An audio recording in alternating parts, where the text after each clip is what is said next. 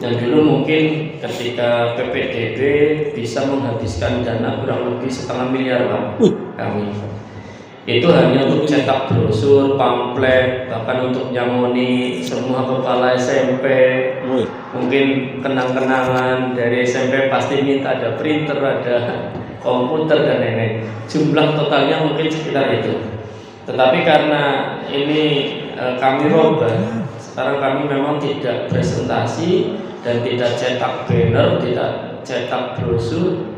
Karena kebetulan cetak banner saja, pajak saja reklame itu sampai 8 juta itu yang di Karangpujung. 8 juta per tahun di Karangpujung. Belum lagi reklame ketika sesaat ya Pak Rahmat, pajak PPDB itu hampir 4 juta per tahun.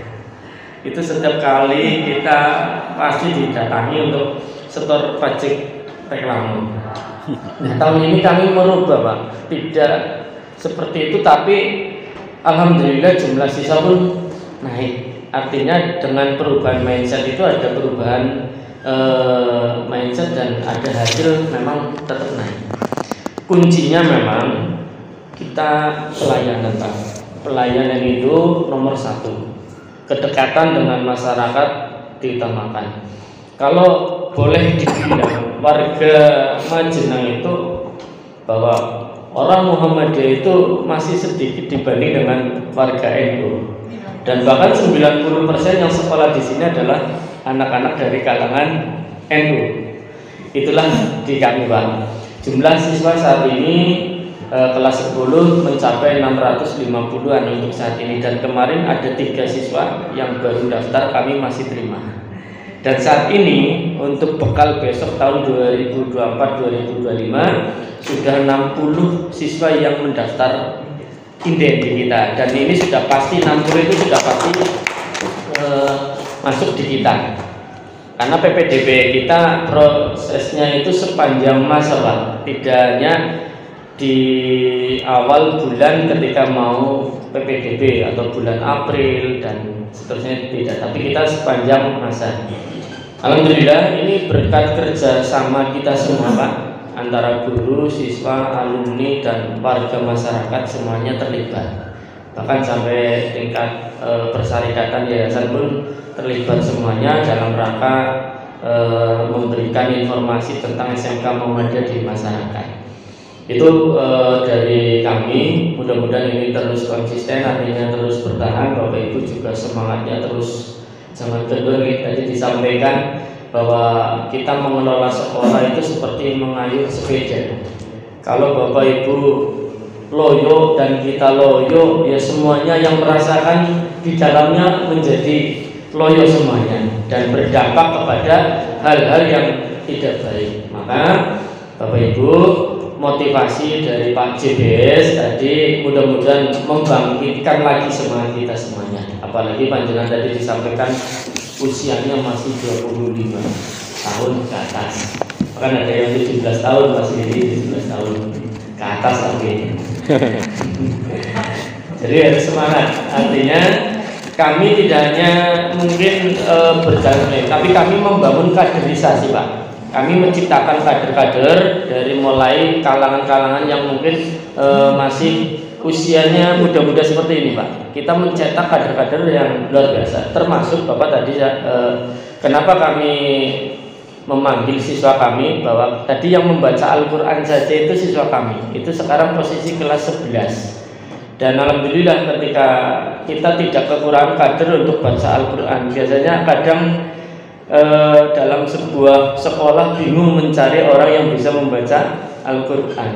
Nah ini alhamdulillah kami ketika ada pertemuan apapun kami selalu mendorong agar anak-anak kita itu booming, agar anak-anak kita itu bisa dikenal. Potensi-potensi anak itu sebenarnya luar biasa. Ada yang kelas 10 kemarin baru masuk juga sudah luar biasa Pak. Karena setiap pagi kami pembiasaan secara berkala dan dikelompokkan per tingkat. Pembiasaan di outdoor itu hafalan, dan kita fasilitasi kalau belum hafal dengan Al-Quran digital. Karena kebetulan kalau kita bawa Al-Quran secara ini kadang anak bahasanya banyak yang lupa. Tapi kalau dengan HP, karena HP itu sekarang sudah bisa untuk kebaikan lah, kita fasilitasi untuk kebaikan, dan itu kita ciptakan Al-Quran digital di website kami, dan setiap pagi tadarus. Dan ini sudah berjalan alhamdulillah luar biasa anak-anak, dan kita sambil melihat potensi-potensi anak, kelebihan-kelebihan anak kita saring, kita filter, kita jadikan nanti munculkan anak-anak itu di setiap event kegiatan itu kami lah. Terus pada saat sholat zuhur berjamaah, kami kebetulan mungkin mohon bantuannya Pak, untuk kami punya angan-angan mendirikan bangunan masjid, karena kami belum punya masjid yang bisa menampung 1.800 siswa Pak. Mudah-mudahan dari majelis Dikdasmen bisa membangunkan masjid melalui bantuan yang bisa dari luar negeri. Tanah sudah ada Pak, kami di belakang tanah pembebasan alhamdulillah sampai ke jalan raya itu dulu 1 miliar berapa? 1 miliar 250. Oke, itu sudah milik kita, dan sebelahnya juga 300 lebih juga sudah dibeli, dan ini PR kita Pak, sebelah sini ditawarkan yang terbaru 250 bin. Iya. Terbaru. Bayar besok. Jadi kalau jumlah luas tanah alhamdulillah sudah bisa untuk istilahnya master plan kita menata dari awal untuk pembangunan sekolah-sekolah swasta. Itu jadi di posisi tahun ini kita proyeksinya pembangunan ruang kelas baru dan gedung otomotif beserta pembebasan tanah. Mudah-mudahan tercapai, dan mudah-mudahan dengan semangat bersama Bapak Ibu guru dan karyawan ini menjadi langkah awal semangat kita untuk mencapai tujuan kita bersama. Jadi itu. Terus yang kedua, kami memang sudah mewajibkan yang namanya sistem digitalisasi, karena kebetulan kami juga ikut pengajar praktik. Jadi didiklah anak sesuai dengan zamannya. Kalau zaman sekarang digitalisasi, kenapa kita tidak malah menghindar dengan digital? Itu salah. Artinya slogan itu kami pakai di sini. Ternyata digitalisasi itu ya memang ada plus dan ada minusnya, ada kelebihan dan ada kekurangannya. Kelebihannya serba instan, artinya serba mudah, secara cepat kita peroleh baik dari data ataupun hal-hal yang lain.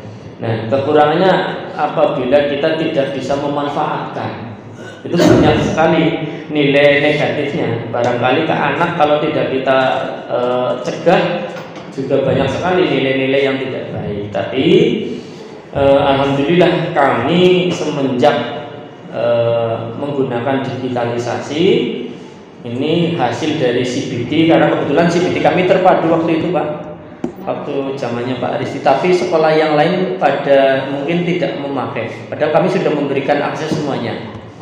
CBT terpadu itu ada efisiensi anggaran yang sangat luar biasa. Bahkan kami sudah, program kami mengumrohkan guru dan karyawan. Kemarin sudah memberangkatkan angkatan pertama sesuai dengan masa kerja dan kinerja. Penilaian yang kami lakukan seperti itu. Ini sudah kita lakukan 4 yang berangkat sama angkatan kemarin 2. Setelah itu ibadah haji, mungkin setelah ibadah haji baru kita berangkatkan lagi. Itu murni dari hasil keuangan sisa anggaran yang tadinya dengan paper.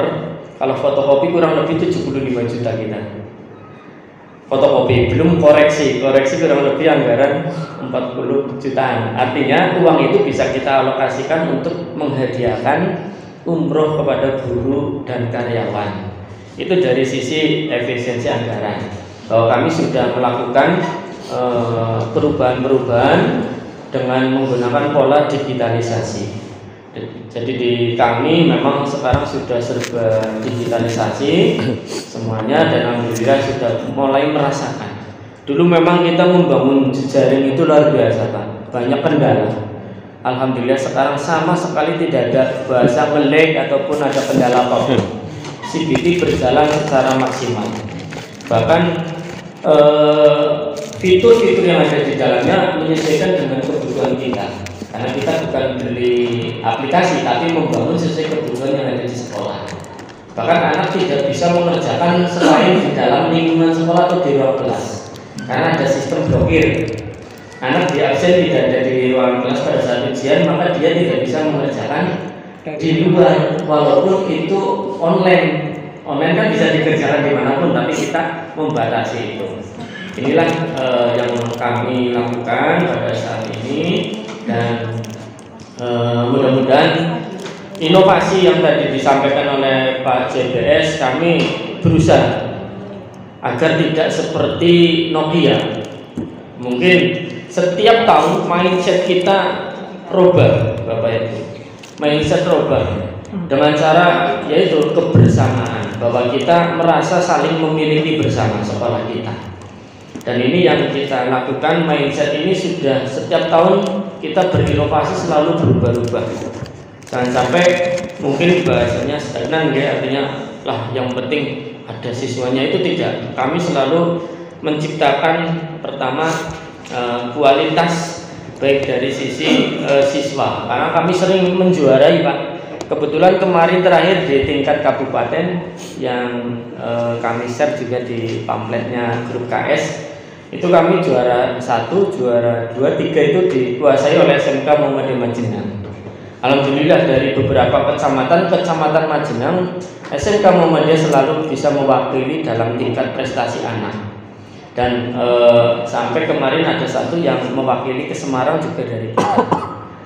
Jadi kami mendapatkan penghargaan juga di tingkat provinsi oleh pimpinan wilayah waktu itu, jumlah siswa terbanyak dan jumlah prestasi terbanyak, dan mendapatkan uang pembinaan 10 juta, Pak, waktu itu di Tegal pas waktu muswil pembukaan cash diterimakan. Alhamdulillah.